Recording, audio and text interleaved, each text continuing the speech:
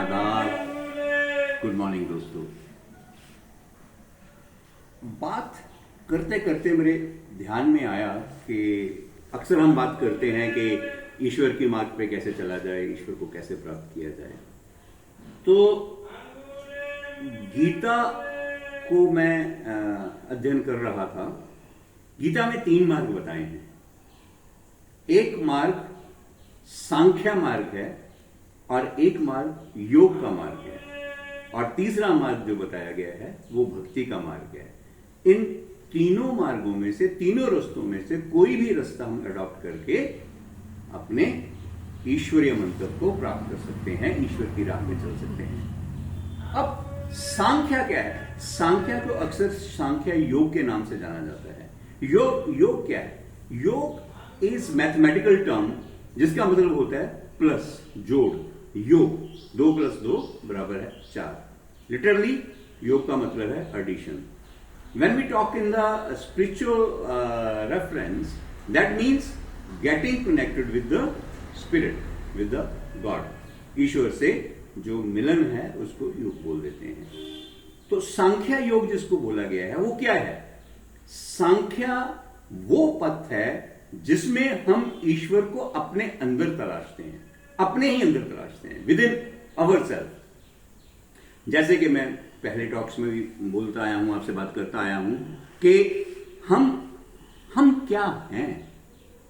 हम नजर जो आते हैं वो तो फिजिकल एग्जिस्टेंस है, फिजिकल प्रेजेंस है। हमारा शरीर नजर आता है, शरीर बोलता है, शरीर टू शरीर कम्युनिकेशन होती है।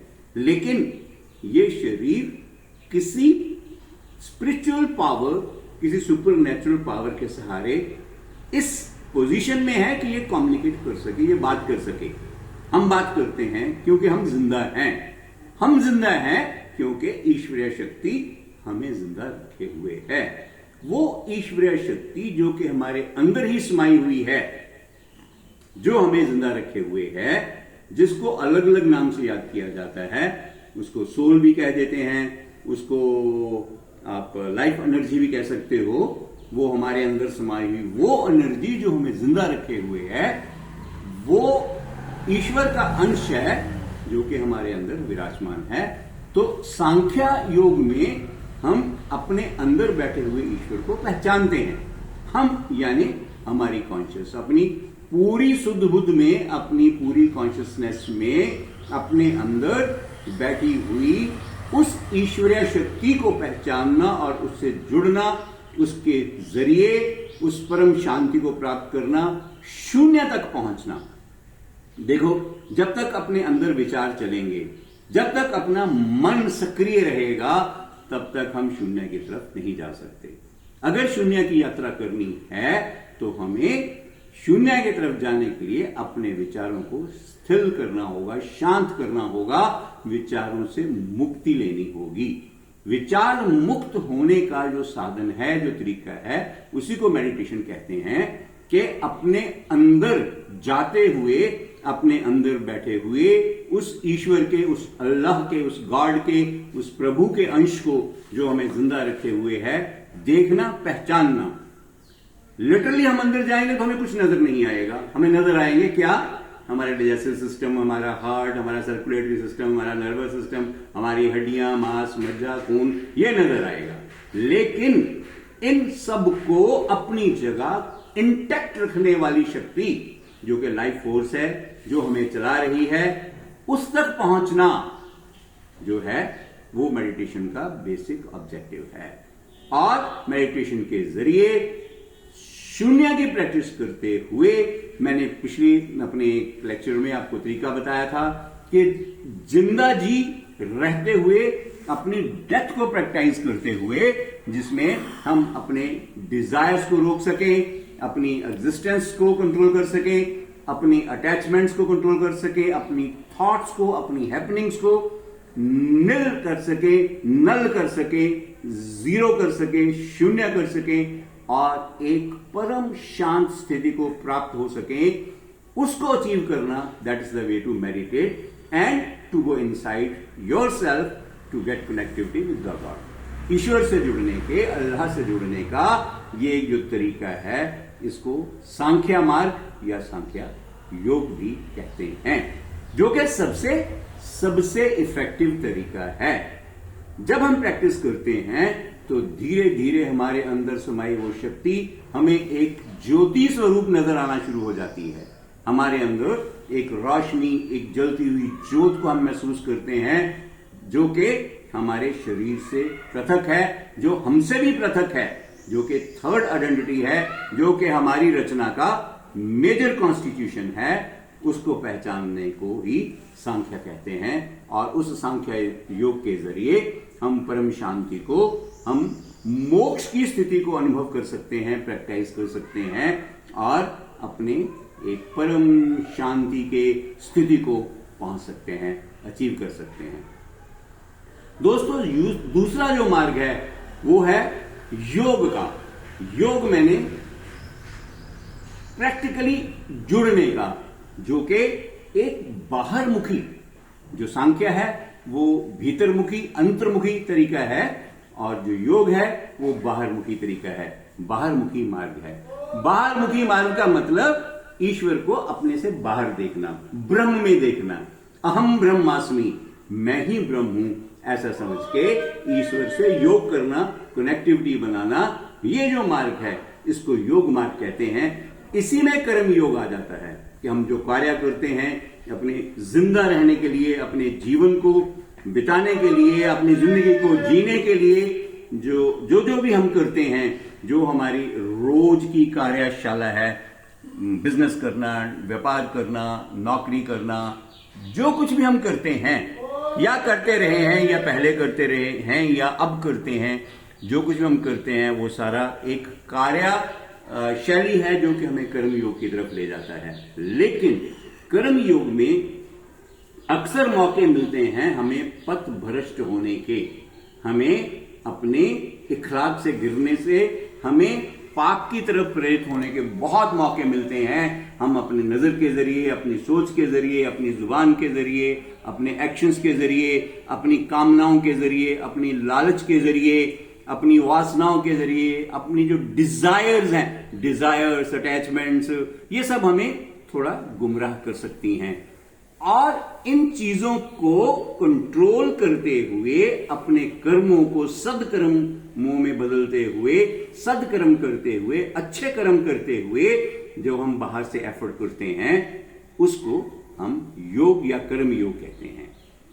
अब जो योग है, कर्म योग के अलावा भी जो है, हम कनेक्टिविटी से ईश्वर को अगर प्राप्त करने की कोशिश करते हैं, जैसे कि हम कहते हैं कण कण में भगवान है। इवन बिल्डिंग में, पत्थरों में, जिस कुर्सी पर बैठे हुए हैं, जो वस्त्र पहने हुए हैं, जो हम खाते हैं, जो हम देखते हैं, वो सब ईश्वर का ही स्वरूप है। तो फिजिकली हर चीज में, हर जीव में, हर पौधे में, हर पशु पक्षी में ईश्वर को महसूस करते हुए, उसके अंदर उसकी प्रेजेंस को देखते हुए ईश्वर तक चलने का जो मार्ग है, ये योग मार्ग है। और जो तीसरा मार्ग बताया गया है वो है भक्ति मार्ग। भक्ति मार्ग का मतलब ये है कि ना तो आप अंदरमुखी हो ना बाहरमुखी हो, आप स्वयंमुखी हो।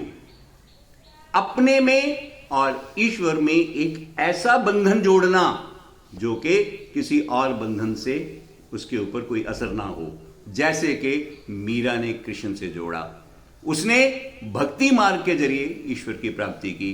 अब देखो, हम राम, कृष्ण या जो भी पैगंबर हमारे हुए हैं, एक कंट्रोवर्शियल स्थिति आ जाती है। हम कहते हैं जी वो तो पैगंबर थे, वो भगवान नहीं थे। भी जब हम हर जीव में भगवान को महसूस कर सकते हैं, देख सकते हैं, तो वो सुपर नेचुरली एम्पावर्ड जो पर्सनैलिटीज हुई हैं, जितने पीर पैगंबर गुरु हुए हैं, उन सब में तो ईश्वर स्वयं अपनी शक्तियों को देकर के प्रकट हुआ है। तो उनके जरिए ईश्वर को प्राप्त भी किया जा सकता है। मीरा ने कृष्ण के जरिए भगवान को प्राप्त किया। तो जरूरी नहीं कि कृष्ण के जरिए ही प्राप्त करने हैं, हम गुरु नानक के जरिए कर सकते हैं, हम किसी भी पैगंबर के जरिए, यस, यीशु के जरिए कर सकते हैं, हम मोहम्मद जी के जरिए कर सकते हैं। मतलब उन्हें एक माध्यम बनाना है कि उनके जरिए अल्टीमेटली जो शक्ति है, जिसे हम गॉड कहते हैं, जिसे हम खुदा कहते हैं, अल्लाह कहते हैं, ईश्वर कहते हैं, वाहिगुरु कहते हैं, बेसिकली कनेक्टिविटी हमें उस शक्ति से ही करनी है, वो चाहे हम किसी मार्ग के जरिए करें। अब मूर्ति पूजा की बात करते हैं, मंदिरों में बुत बनाए हैं जी, बुत की पूजा करते हैं। कुछ मजहब कहते हैं कि बुत पूजा जो है वो पाप है, नहीं करनी चाहिए। हम जो लोग मंदिर में जाके बुत की पूजा करते हैं, मूर्ति की पूजा करते हैं, वो दरअसल मूर्ति की पूजा नहीं कर रहे, ये एक भ्रम है। वो उस मूर्ति के जरिए एक मार्ग बना रहे हैं कनेक्टिविटी का अपने प्रभु के साथ, अपने ईश्वर के साथ। मूर्ति एक दरवाजा है, गेटवे है, gateway of that path which leads to the connectivity with the eternity, with the God. चलो, मैं किसी को क्रिटिसाइज नहीं करता, अपने अपने मत, अपने अपनी सोच है, मगर ये जो अलग अलग मार्ग हैं हमें अवेलेबल हैं ईश्वर की तरफ कदम बढ़ाने के लिए, इनमें से किसी भी मार्ग को चुनते हुए हम आगे बढ़ सकते हैं। अब भक्ति मार्ग जो है, ये जरूरी नहीं है कि हमने मूर्ति के जरिए या किसी मंदिर या गुरुद्वारा में जाके या किसी धार्मिक जगह पे जाके ही भक्ति करनी है। भक्ति के कई साधन हैं। हम बैठे बैठे अंतर्मुखी हुए बिना, बाहरमुखी हुए बिना, स्वयं के साथ कनेक्ट होते हुए, अपने साथ अपना एक रिश्ता जोड़ते हुए भी भगवान के साथ कनेक्टिविटी कर सकते हैं। वो भी एक पैसिव भक्ति का एक मार्ग है, भक्ति मार्ग ही है। ऐसे ही एक्टिव भक्ति मार्ग है जो कि हम गा करके, हम भजन गा के, हम शब्द गा के, हम नाच करके जो है अपनी कनेक्टिविटी, एक मस्ती की सिचुएशन में आ सकते हैं। तो वो एक एक्टिव भक्ति का मार्ग है, वो भी भक्ति मार्ग है। हम अपने माता पिता में ईश्वर को देख के मातृ सेवा, पितृ सेवा के जरिए भी एक भक्ति का रास्ता जो है वो तैयार कर सकते हैं। हम अपने प्रियजनों के साथ कनेक्टिविटी के जरिए भी ईश्वर का भक्ति का मार्ग क्रिएट कर सकते हैं।